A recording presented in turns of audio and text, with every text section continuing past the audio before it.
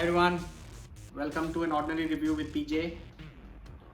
In today's episode, I would be reviewing a new web series that I have seen on Sony Live streaming service. This web series is called Avrodh: The Siege Within. It's a premium web series, so you will have to subscribe to the premium services for Sony Live to see it.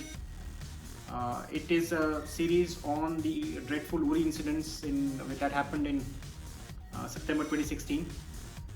We all know about what happened in those attacks and thereafter through the movie Uri, the surgical strike, which we all loved it. It was a fantastic movie starring Vicky Kaushal.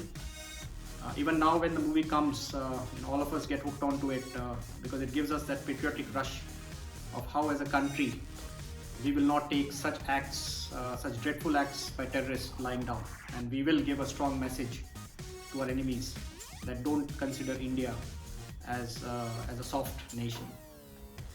So this series is actually a more detailed take on the same incident.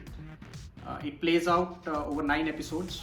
It builds up the story of what and how the Uri attacks were planned by the terrorists, and then of course the plan of how we actually avenge the incident by going into the enemy territory and eliminating the terrorist camps.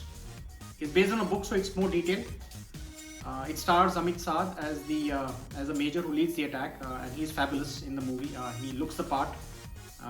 His muscular build-up actually suits him quite well in this series.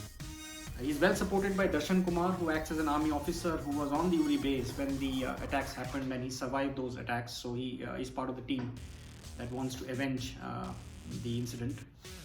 Well supported by Neeraj Kabi, who recently was in the other web series called Patal Lok and was quite acknowledged for his work there.